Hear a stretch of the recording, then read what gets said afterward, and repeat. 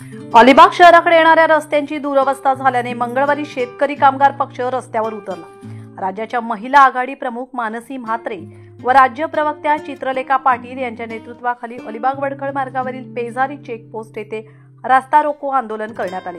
संबंधित प्रशासन जोपर्यंत योग्य दखल घेत नाही तोपर्यंत आंदोलन मागे घेतले जाणार नाही, अशी आक्रमक भूमिका शेकापने घेतल्याने हे आंदोलन तब्बल 2 तास सुरू राहिले। परिणामी या मार्गावरील वाहतूक ठप्प झाली होती। वाहनांच्या लांबलचक रांगा लागल्या होत्या। नॅशनल हायवेच्या अधिकाऱ्यांनी अखेर आंदोलनस्थळी भेट देऊन दिवाळीपूर्वी रस्ता सुस्थितीत करण्याचे लेखी आश्वासन दिले।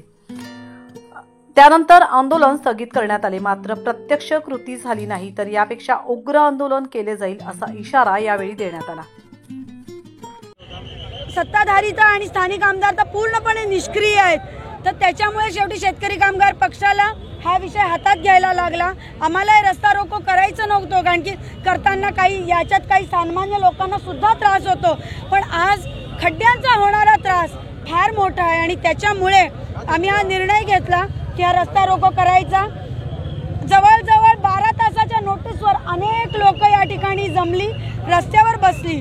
आमची जी मागणी होती ती आज पूर्ण केली आहे। आज आम्हाला पत्र दिलंय प्रशासनाने की तुमचं 10 दिवसात तालुक्यातले खड्डे भरू, ते कोणत्या क्वालिटीने भरणार ते लिहून दिलंय, किती निधी आला ते लिहून दिलंय।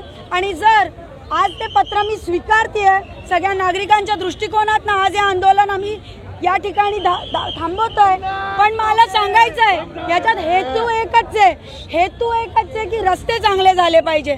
आणि समजा जर चुकून रस्त्यांवरती त्यांनी ते काम क्वालिटी ठेवलं नाही किंवा काम वेळेवर दिवाळीच्या आधी केलं नाही तर आम्ही पुन्हा एकदा दिवाळीच्या पहिल्या दिवशी ह्याच्याहून मोठं कडवं आंदोलन छेडू, हे आज तुमच्या चॅनलच्या निमित्ताने सांगते। कामगार पक्षाची भूमिका ही कायम संघर्षाची राहिलेली आहे।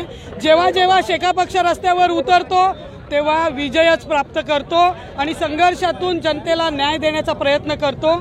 आजचं आंदोलन म्हणाल तुम्ही तर प्रचंड संख्येने एका चिडीने शेतकरी कामगार पक्षाचे कार्यकर्ते रस्त्यावर उतरलेले आहेत आणि ठिय्या मांडून बसलेले आहेत। प्रशासनानं मात्र नमतं घेतलेलं आहे आणि म्हणून काही अंशी मी म्हणेन हे आंदोलन स्थगित झालेलं आहे, हे संपलेलं नाही आहे। जोपर्यंत एकूण एक रस्त्यावरचा खड्डा भरला जात नाही, सुखकर रस्ते होत नाहीत, तोपर्यंत शेतकरी कामगार पक्ष हे आंदोलन थांबलं संपलं असं म्हणणार नाही।